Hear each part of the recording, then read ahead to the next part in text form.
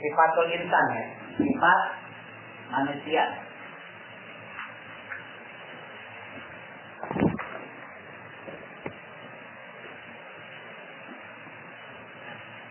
Sifat manusia terbagi berapa?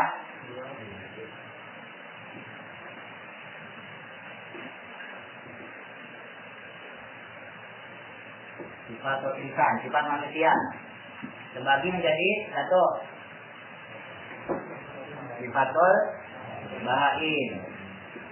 Apa artinya? Sifat binatang ternak. Dua. Sifatul sibah. Artinya binatang buas. Tiga. Sifatul malaika. Artinya sifat malaika. Nah, kedua sifat ini kemarin dihubungi dengan sifat asyayatin, sifat-sifatnya setan. Jadi sifat bahain, sifat tiba, binatang buas itu masuk dalam kategori sifat syayatin. Sedangkan sifat malaika dia maksudnya ke sifat ilahiyah. Jadi sifatul malaika itu masuk ke sifatul ilahiyah.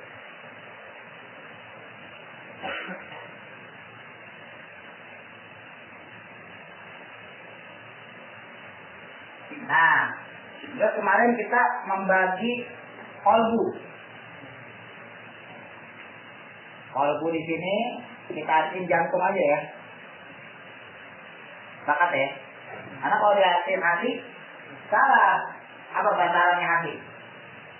Kemarin bahasa Arabnya hati apa? Kibedun. Kibedun atau kibedatun. Kalau muannasnya kibedatun, kalau mudzakarnya kibedun. Jadi kalau kemarin saya contohin, jadi bolak-balik. Karena saya juga dulu terpedaya lah dengan kayak gitu. Kalau ada orang sakit hati, dia tinggalin rumahnya, dia tinggalin keluarganya, makanya disebut broken heart, ya kan? Padahal dalam istilah kita namanya sakit hati. Padahal bahasa Inggrisnya heart apa? Jantung. Harusnya kan kalau hati apa? Liver. Harusnya kalau ada orang yang ada masalah di keluarga ya, terus dia kabur, seharusnya disebut broken liver. Jadi orang Inggris ini salah dari dulu ya. Nah, kita ngikutin dia tuh. Jadi sebetulnya hati itu bukan kolb. Ya, jadi kolbun itu sebetulnya lebih dekat kepada jantung. Makanya salah satu daging yang disukai oleh Rasulullah ketika Rasulullah berkurban adalah kibdahu, yaitu bagian hatinya. Kalau di hadis itu, kalau teman-teman korban kebetulan motong sendiri, boleh minta yang seperti tidak, minta aja bagian hatinya, karena itu kesunahan dari Nabi. Kalau motong sendiri, ya, kalau motong panitia ikutin aja panitia lah ya. Kalau itu minta lagi. Jadi maksud saya kalau misalnya teman-teman motong sendiri, mau kambing mau sapi, ya, kesunahannya sebetulnya makannya adalah hati, karena Rasulullah paling senang bagian hati. Nah dalam hadis itu disebutnya kibedun. Nah makanya ada hadisnya waktu itu teman-teman ketahuilah gitu, ala di jasa mudghah. Dalam jasad itu ada segumpal daging. Fa'in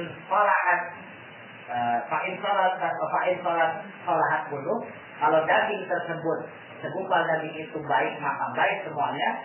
Fa'in fasadat bulu. Kalau itu daging rusak semuanya. Ala wahya al-qalb. Itu wahya al-qalb. Ketahuilah bahwasanya hal tersebut adalah jantung. Jadi itu hadis medis sebetulnya. bukan diartikan hati secara. Kalau orang, banyak orang ya teman-teman, kalau dengar ceramah tuh gitu. Kalau orang tuh hatinya baik, hati baik. Sebab kata Nabi, gitu kan, wa in fasadat fasadatun. Kalau kita jelek, masih jelek semuanya. Itu hati itu. Padahal itu Nabi lagi nerangin orang yang sakit. Ada orang sakit, doyan homer. Maka yang merusak apa? Bagian hatinya, bagian paru-parunya, bagian jantungnya, organ dalam. Ya kan? Nah maka Rasulullah nerangin. Jangan banyak itu ngomong dulu, maksudnya belum pas lagi dilarang ya, pas biasa. Terus Rasulullah bilang jangan banyak minum ngomong, ya itu merusak tuh bagian jantung kamu. Nah jadi itu keluar hadis. Kalau tuh jantung bagus maka baguslah semuanya. Kalau tuh jantung rusak maka rusaklah. Nah kalau orang sakit liver ya, misalnya dia masih bisa diakali di dokter itu. Sakit paru-paru masih bisa diakali. Tapi kalau udah sakit jantung, udah nggak mau akali. Ya kan? Nggak bisa, tapi yang lain-lain, kalau yang lain bisa diakali, liver masih bisa diakali. Sakit paru-paru masih bisa atau itu namanya dikasih susu atau segala macam itu disebut. Tapi kalau udah jantung, nggak ada. Mau nggak mau akhirin. 1, 2, 3, 4, lewat deh. Nah itu namanya kolbu. Nah bicara hukum aslinya, kolbu di situ maksudnya jantung. Tapi kolbu kemarin kita bahas ada 2. Satu kolbu zahir. Yang kedua kolbu batin. Ada kolbu zahir, ada kolbu batin. Nah kolbu zahir ini yang disebut dengan jantung secara fisik atau dalam bahasa Arab namanya jisim. Jismun. Dalam bahasa Arab namanya jismun, jisim. Orang Indonesia tak bisa nyebut jisim, nyebutnya jasmani. Jadi jasmani itu berasal dari kata jism. Sedangkan kolbul batin disebut juga kolbul hakikat. Ya kan? Masih ingat yang lain ya? Nah kolbul hakikat ini adalah ar-ruh. Ini kesimpulan pelajaran kita. Nah sekarang yang kita bahas adalah ruhnya ini. Kalau kemarin kan udah kita bahas tuh bahaim ya, sifatul siba, nah, sifat yang lain itu.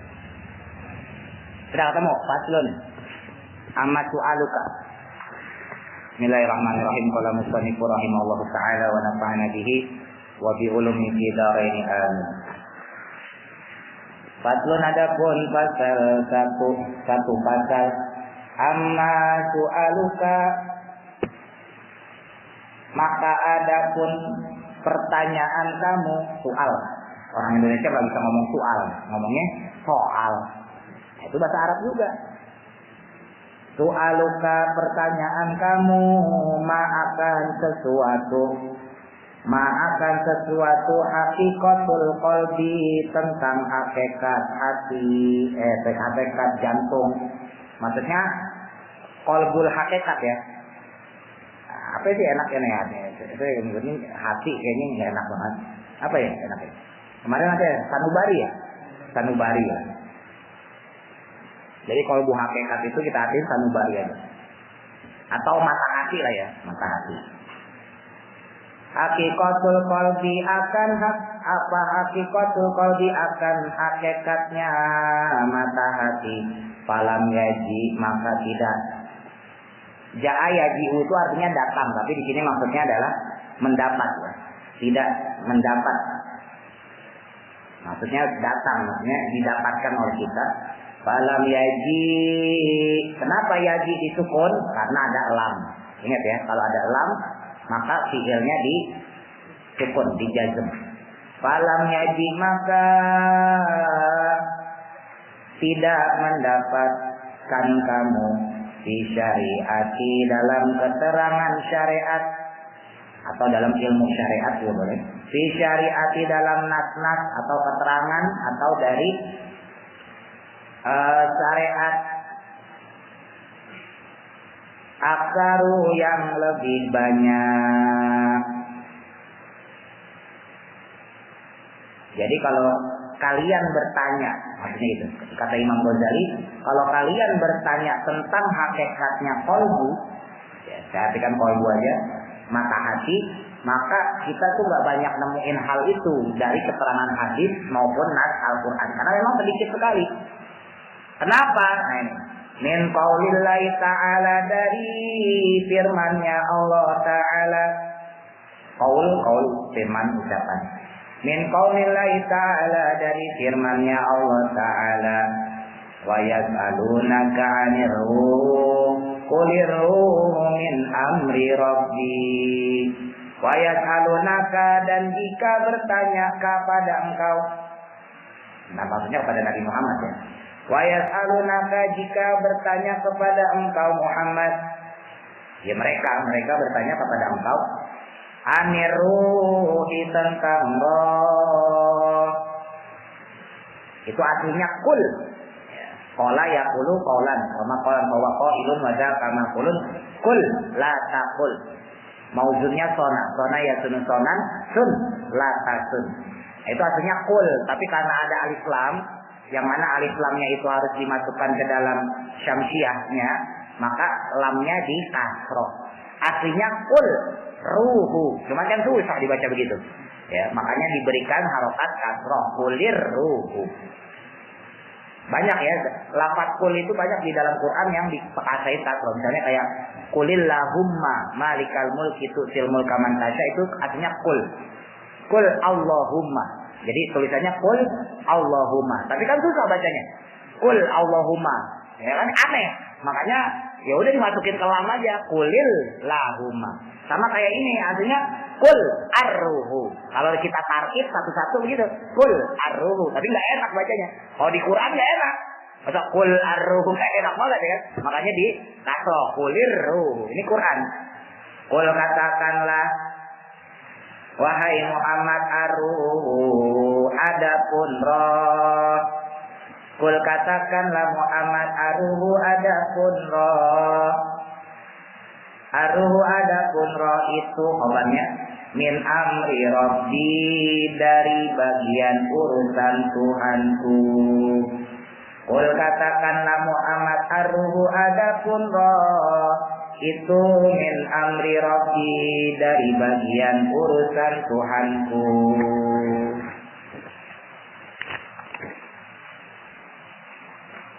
Quran surat Al-Isra ayat berapa tuh? 85. Kalau angka Arab dari kiri biasa ya. Ayatnya 85. Itu kalau di teman-teman buka ada lanjutannya, wa ma utitum minal ilmi illa qalila. Jadi dulu ada orang Yahudi, kalau dalam hadisnya Tirmizi mengatakan 5 pertanyaan kepada Rasul. Tapi kalau dalam hadisnya Imam Muslim itu 1 pertanyaan kepada Rasulullah, yaitu tentang roh doang.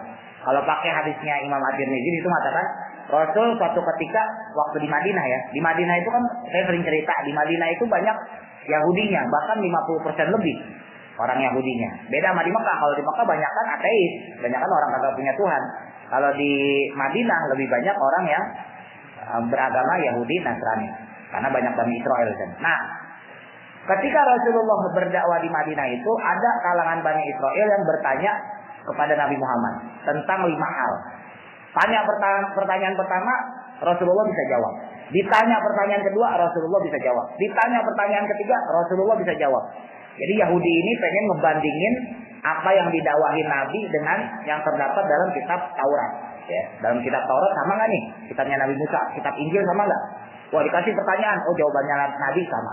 Dikasih pertanyaan kedua, oh jawabannya Nabi sama.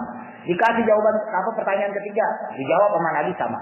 Dikasih jawaban apa pertanyaan keempat, jawabannya masih sama. Wah, berarti bener nih. Baru kemudian pertanyaan kelima, orang Yahudi itu nanya, wahai Muhammad, katakanlah kepada kami, ceritakan kepada kami tentang roh. Jadi Rasul dicinta sama orang Yahudi menceritakan tentang roh. Nah, turunlah ayat ini, Quran surat Al-Isra ayat 85. Wa yas'alunaka 'anir ruh. Ketika mereka bertanya Muhammad tentang roh kepada kamu, qul ar-ruhu min amri rabbi. Bahwa sesungguhnya roh, katakanlah kepada mereka, roh itu adalah bagian amr, urusan Tuhanku. Nah, nanti di sini ada istilah amr ya. Nah, kita lanjutin dulu. Li'anna ruha, karena sesungguhnya roh. Kenapa ruha? Karena ada anna. Anna tarfaul isma wa tansibul isma wa tarfaul khobar. Khobarnya nanti di rofa, tapi isimnya di ruhanya kan isim nih, isimnya di nasobnya fathah. Li'anna ruha karena sesungguhnya roh itu juz'un bagian. Itu juz'un bagian min jumlatil qudratil ilahiyati, yang dari termasuk min jumlatil qudrati, termasuk dalam al-qudrah. Qudrah itu kekuasaan al-ilahiyati, ketuhanan. Itu min jumlatil qudratil ilahiyati, min dari jumlah itu termasuk dalam qudrah, kekuasaan ilahi, ketuhanan. Wa huwa adapun ruh. Teman-teman kasih rujuk ya, terserah rujuknya mau apa. Misalnya ruhnya dikasih rujuk thread. Nah nanti setiap kalau ada kata ruh, teman-teman kasih tanda ini aja. Jadi nggak usah ditulis roh, nggak usah, kelamaan. Wahwa adapun ruh, anak ruh tuh, ruhnya di depan tuh. Teman-teman kasih tanda rujuk atasnya. Wahwa adapun ruh itu min alamil amri, dari urusan alam. Alami ya alam, amr ya urusan.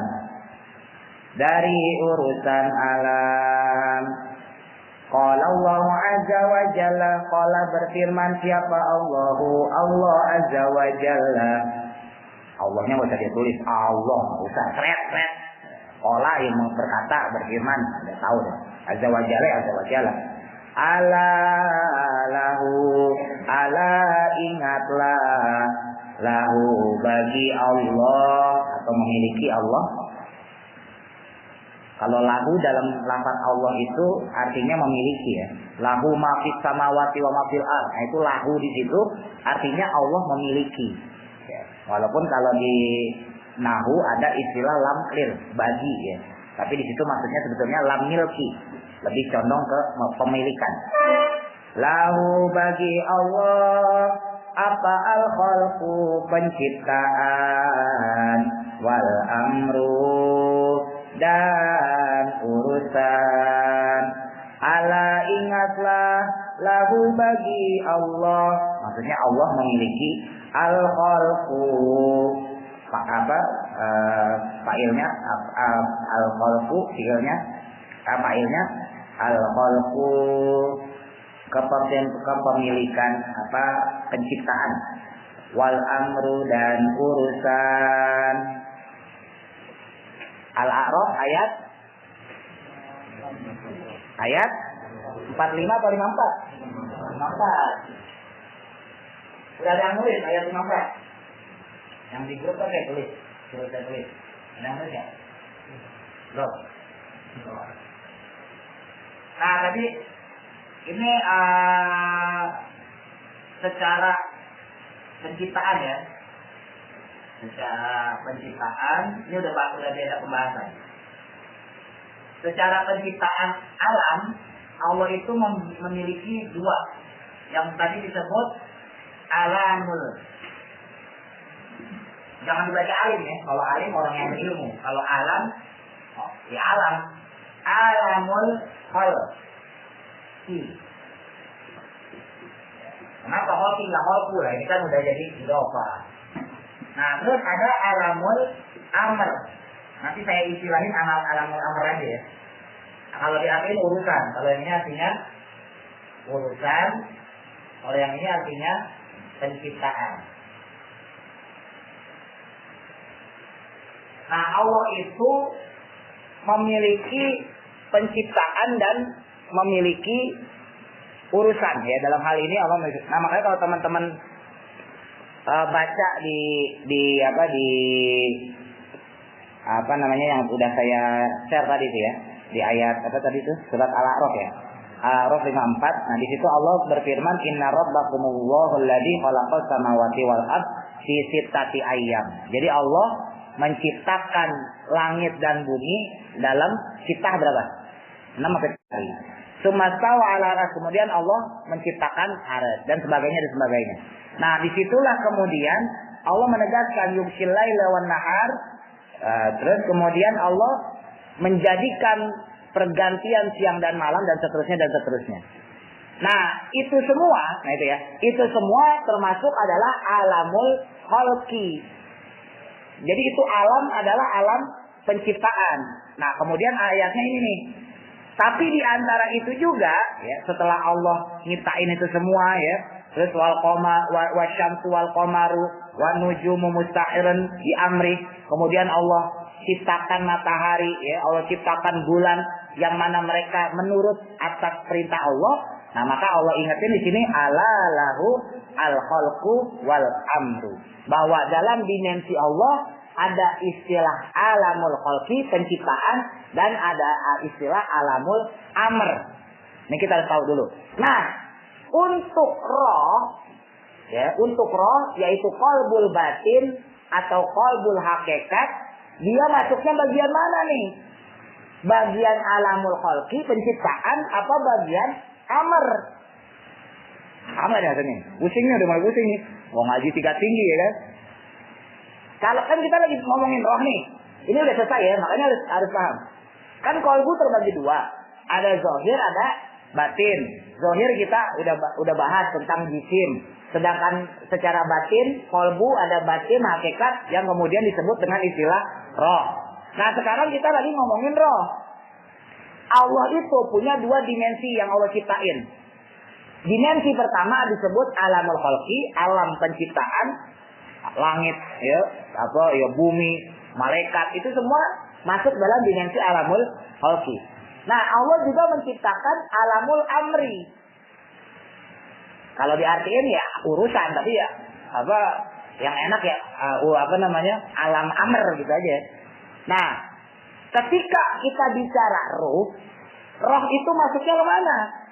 Ke dimensi alamul khalqi atau alamul amri. Paham maksudnya?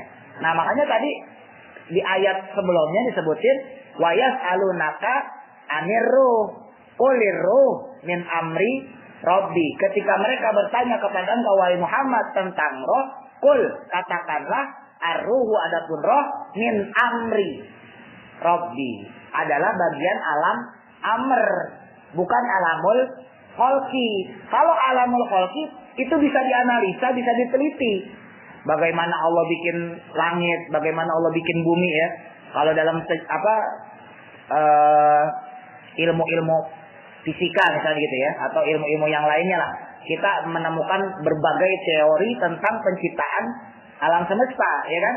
Yang terakhir itu kan teori Big Bang tuh, ya kan? Terjadi ledakan besar, kemudian ada bumi dan sebagainya lah. Wallahu alam, intinya untuk masalah alam semesta itu bisa dianalisa, bisa diteliti. Tapi kalau untuk masalah amr, berarti urusan nih. Urusan itu termasuk di dalamnya roh. Itu nggak bisa diteliti, nggak bisa dianalisa.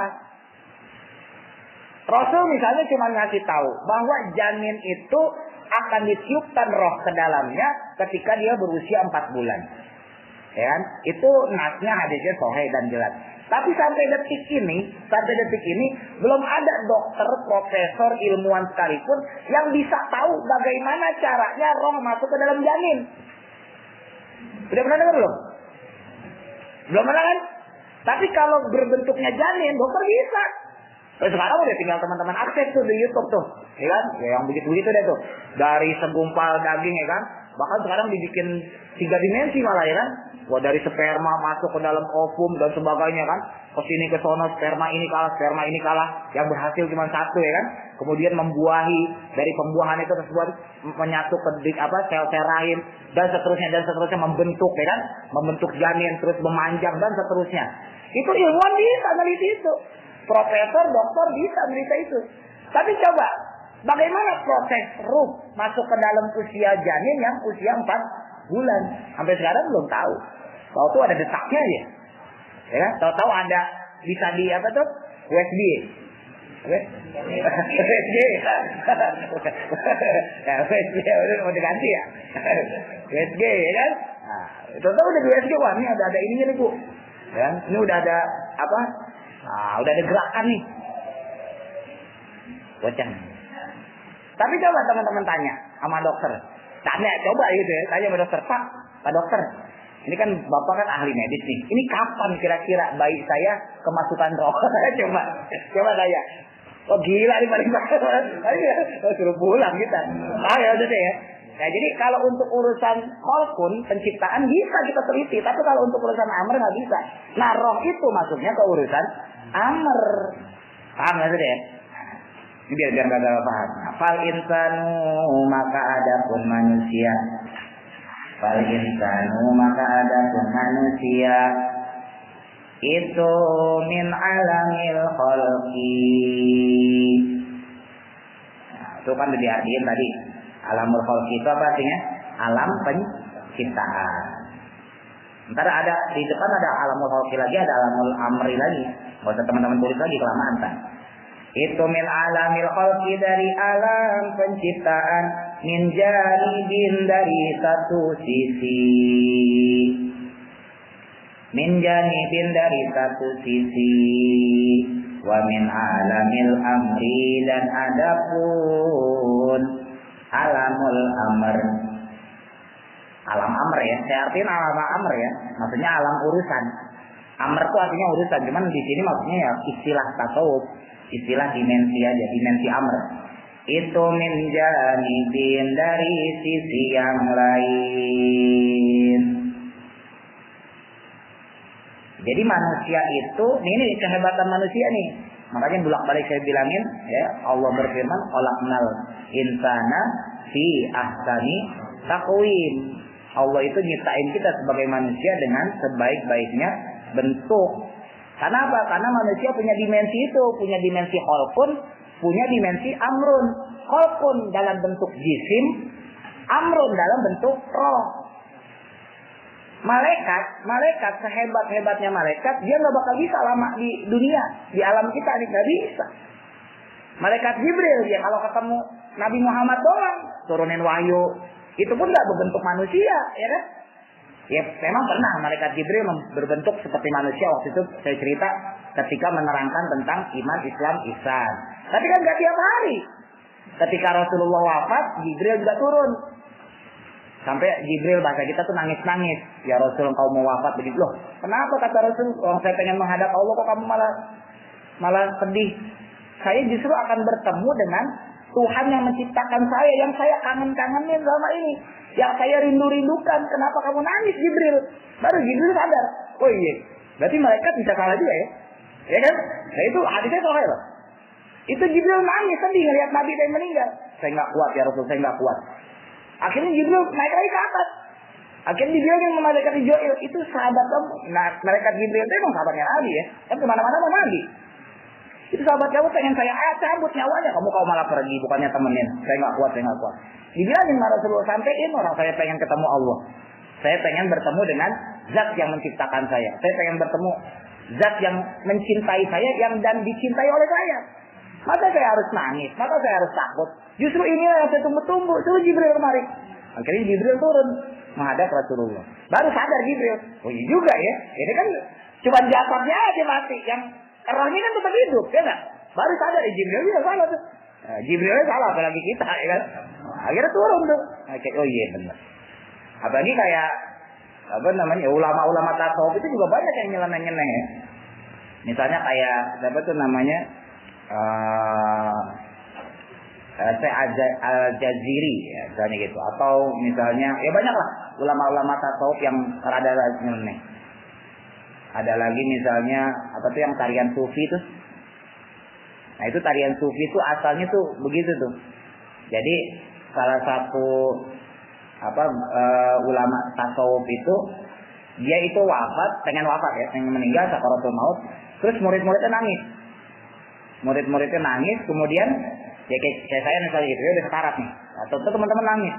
Terus si guru itu bilang, si syekh itu bilang, kamu ngapain nangis? Orang saya pengen meninggal. Yang meninggal kan jasad saya. Roh saya mah tetap ada. Saya bisa melihat kalian. Roh saya ini akan bertemu dengan sesuatu yang saya cintai. Roh saya ini akan bertemu dengan sesuatu yang saya idam-idamkan, yang saya kangen-kangenin. Ngapain kamu nangis? Justru harus senang. Ayo senang-senang. Jadi gurunya sekarat, muridnya malah disuruh senang-senang, disuruh nari malah. Udah nari. Nah itu ada istilah tarian sufi itu awalnya dari situ. Jadi bukannya gila, bukan. Tapi emang kalau untuk tasawuf memang udah agak susah ya. Maksudnya nggak bisa dicerna di akal. Masa ada orang sekarat kita, gitu ya. Tapi aslinya memang harusnya begitu. Jadi kalau ada orang sekarat mau meninggal, harusnya senang. Kenapa senang? Karena dia akan menemukan Tuhan yang selama ini diidam-idamkan, Tuhan yang selama ini dicintai, Tuhan yang selama ini dirindukan. Nggak usah sedih. Ya. Jadi kalau teman-teman mau mati gitu, santai aja. Bentar lagi. Ada yang nangis, ada kita, udah nggak usah nangis, biasa aja biasa. Kenapa? Ya tadi, karena ruhnya. Kita kan Nabi Muhammad tuh begitu. Oh, Siti Fatimah nangis. Oh, banyak istri-istri Nabi Abu Bakar nangis. Ngapain nangis? Orang saya pengen bertemu zat yang saya cintai. Zat yang saya tunggu-tunggu. Zat yang saya kangen-kangenin. Ya kan? Kalau bahasa kita mah gitu. Ngapain? Bahasa saya gitu. Ngapain Mas Didit nangis? Ngapain Mas Wadanu? Ngapain Mbak Rito nangis? Orang saya pengen ketemu Allah yang nyiptain saya. Allah yang saya cinta-cintai, yang saya idam-idamkan, yang saya kangen-kangenin. Ngapain nangis?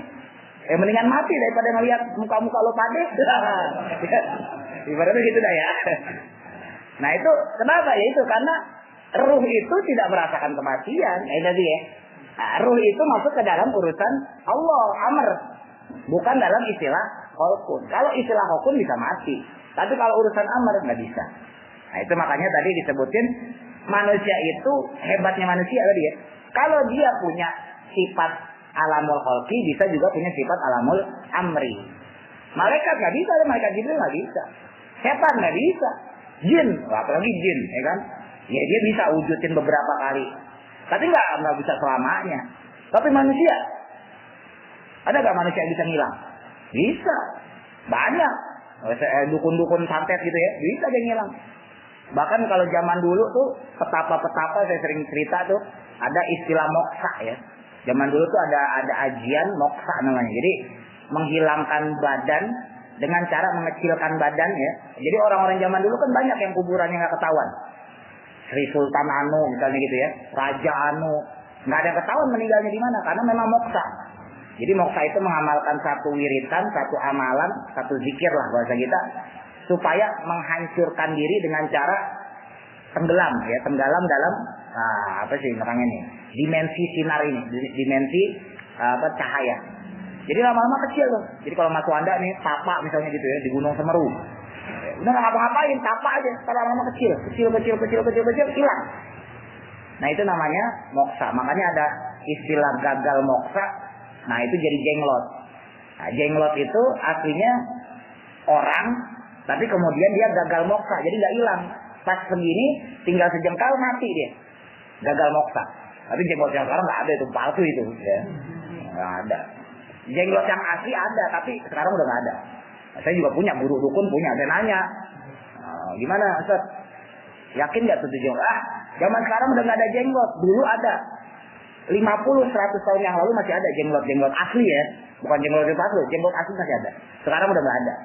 Dia pastiin itu, ya bisa bilang Ustaz hebat lah. Emang dia bisa saya akun. Dia bilang, udah sekarang udah nggak ada. Kenapa? Karena durasinya sendiri secara waktu sudah mati. Karena durasi jenglot itu paling lama itu 50 tahun. Setelah 50 tahun mati dia. Jadi andai kata nih teman-teman punya jenglot nih. Wah ini ada pangeran anu nih ya kan. Nah ini teman-teman kasih darah ayam, disedot tuh darah ayam tuh sama si jenglot itu. Tapi itu usianya cuma sampai 50 tahun. 50 tahun mati dia. Jadi dia nggak bakal seumur hidup, nggak bakal. Nah kok kenapa sekarang masih ada? Itu mah ngaku-ngakuan orang aja, bikin pakai akar-akar pohon, ya kan, jenglot dijual, ya kan. Nah, dikasih ini segala macam. Itu ya akar-akaran musyrik lah. Jadi sekarang udah nggak ada jenglot. Nah balik lagi, itu manusia bisa loh kayak gitu. Hebat ya itu manusia. Mau lebih hebat lagi, Nabi Muhammad berangkat Isra Mi'raj dari Masjidil Haram ke Masjidil Aqsa. Cepat naik ke langit pertama. Ketemu Nabi Ibrahim, naik langit kedua Nabi Adam, terus sampai ketemu di langit ketujuh ketemu Nabi Musa. Kata Nabi Musa, oh biasanya mah nggak ada yang bisa lewat langit 7, cuman kita doang berdua nih. Tahu malaikat Jibril nyamperin lagi. Wahai Muhammad, kita sudah ditunggu oleh Allah di Sidratul Muntaha. Kata Musa, lo kirain gue doang yang bisa sampai sini. Akhirnya berangkat lagi Nabi Muhammad. Itu sampai ke Sidratul Muntaha, kemudian menerima perintah untuk sholat. Berarti hebat itu manusia. Itu ketika masuk Sidratul Muntaha ya teman-teman. Itu Jibril nyerah. Ketika masuk Sidratul Muntaha, Jibril nyerah. Saya gak kuat Muhammad. Kalau saya paksakan diri saya untuk terus sampai Sidratul Muntaha, maka cahaya kholqun saya tuh, cahaya penciptaan saya akan hancur dengan cahaya penciptaan Allah. Karena cahaya penciptaan Allah begitu hebat, saya nggak kuat, saya akan hancur. Udah, silakan Anda sendiri berangkat ke sana. Nabi Muhammad sendirian. Malaikat Jibril berhenti, di pintu berhenti. Ibarat satpam ya, nganterin kita ketemu sama bos. Wah, saya nggak berani ketemu bos, udah ente aja dah, saya masuk dah. Dia cuma di pintu aja udah. Hebat kan Nabi Muhammad. Dan Nabi Muhammad itu seorang manusia. Kenapa? Karena manusia punya alamul khalqi dan alamul amal. Jadi di satu sisi punya alamul khalqi, di satu sisi punya alamul amal. 40 dikit lagi. 40 syai'un. 40 syai'in maka adapun setiap sesuatu. 40 syai'in maka adapun setiap sesuatu itu yajuzu. Itu yajuzu boleh. Ya boleh saja. Itu yajuzu minum juz. Ya juzu boleh saja.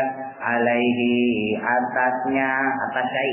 Rujuknya alaihi atasnya atau atas syai. Lil masahati memiliki tempat. Lil masahati memiliki tempat wal miqdari dan memiliki ukuran. Qadrah itu ukuran. Memiliki ukuran wal kaifiyati, kaifiyah tata cara, mekanisme. Kalau bahasa kampus mekanisme. Wal kaifiyati dan tata cara. Fahuwa maka adapun roh, rujuknya yang atas dari roh. Fahuwa maka adapun roh itu min alamil khalqi, dari alamul khalq. Walaisa lil qalbi, walaisa dan tidak adanya lil qalbi bagi qalb, bagi qalbu. Nisahatun sama yang atas, nisahati. Nisahatun tempat, wala mikdarun dan tidak ada juga ukuran.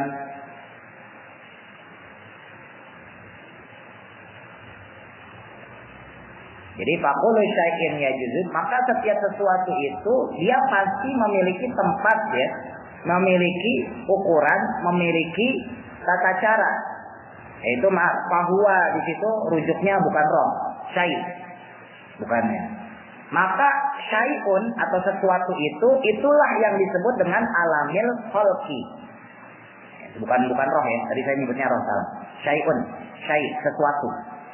Jadi sesuatu yang diciptakan itu dia bisa saja memiliki tempat, bisa saja memiliki ukuran, bahkan bisa saja dia memiliki tata cara. Nah, sesuatu tersebut itulah min alamil khalqi yang disebut masuk dalam dimensi alam penciptaan.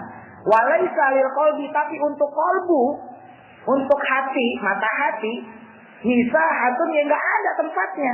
Wala miqdarun dan juga tidak ada ukuran. Roh itu bisa nggak diukur? Ini Mas Didit rohnya sekian senti, Bang Ridwan rohnya sekian senti, Om Ai rohnya sekian senti, bisa nggak? Nggak bisa. Nggak bisa juga ditempatin. Wah, nih rohnya Om Iki lagi di tangan nih. Wah, nih omnya Mas Dika rohnya lagi di pala, bisa nggak? Nggak bisa. Tapi kalau sesuatu yang lain bisa ditempatin, ketika saya taruh di atas maka disebut bertempat di atas meja. Kalau saya taruh di kepala, maka menempati kepala. Ukuran, ini kaicinya ukurannya misalnya 7, tingginya 5 misalnya, dan seterusnya. Bisa ya, sesuatu. Nah itu alamul khalqi. Tapi kalau roh nggak bisa, nggak bisa ditempatin, nggak bisa diukurin. Ya makanya lucu kan kalau ada pemburu hantu dimasukin ke botol tuh. Iya. Terus wah bawa semua. Lalu rawa ditempatin. Bisa gak? Lah kan jin itu kan bagian roh. Kalau manusia ketahuan dia punya roh, punya holkun, ya kan? Punya amrun, punya holkun. Bisa aja ditempatin. Ini kita lagi bertempat nih. Kita bertempat di sini karena kita punya jisim. Tapi roh kita hakikatnya nggak bertempat. Paham loh maksudnya? Tapi kalau jin, dia punya jisim nggak? Nggak punya. Berarti dia alamul roh. Terus ditempatin di botol. Masuk akal nggak? Biar akidahnya kuat. Bos, siapin ayam hitam. Berapa harganya Pak Ustaz? 3 juta. Waduh, susah Pak Ustaz aja nyari. Ya udah sini. Kantong kita dibegoin. Iya, hati-hati loh. Wah, sakit banget. Wah, ini disantet nih Bapak Ibu nih. Wah, ini harus nyari minyak ini nih. Waduh, saya malah lagi susah nih nyari minyak itu. Wah, bisa aja. Padahal di rumahnya banyak. Waduh, ya usahain deh Pak Ustaz nih, berapapun saya bayarin. Wah, ya kan? Wah, ini mahal Bu. Pemilihnya aja 5 juta. Enggak apa-apa nih, saya penting saya sembuh. Kasih deh duit ya kan. Wah, 5 juta, 10 juta. Beli di condet ya kan. Nyapa gitu. Ya, dikasih deh tuh sembuh ya. Sembuh orang cuma sakit berak-berak doang. Nah itu ya. Nggak bisa apa jin masukin botol lah. Otak ya. Kriminal. Otak kriminal. Tapi emang orang awam tuh paling gampang. Saya bisa aja bohongin temen-temen. Wah jin nih. Wah jin di atasnya ada ini nih. Ada setan ini nih. Pak Mas ini mau percaya aja kan. Cang, ini di pasien ada jin ini Cang. Bahaya nih Cang. Orang kalau udah punya pengaruh tuh pasti dipercaya ya. Walaupun omongannya bohong gitu loh. Itu bahayanya orang punya pengaruh tuh di situ. Enggak bisa karena dia bagian ruh. Karena ruh itu tidak bertempat, tidak punya ukuran. Walihada karena inilah layak balu tidak bisa menerima. Layak balu tidak bisa menerima al-kismata akan pembagian. Maksudnya tidak walihada karena ruh ini ya. Walihada dan inilah ruh. Ya, maksudnya ruh ini, roh. Kita kan membicarain roh. Itu layak balu tidak bisa menerima al-kismata akan pembagian. Walau qabila maka jika menerima al-kismata akan pembagian. Qasim itu pembagian. Al-kismata akan pembagian lakana maka niscaya adanya ruh. Itu min alamil khalqi termasuk alamul khalqi. Walau qabila jika menerima al-kismata akan pembagian lakana makaroh itu min alamil khalqi termasuk alam khalqi. Makanya roh itu nggak bisa menerima pembagian. Ini kita bicarain roh ya.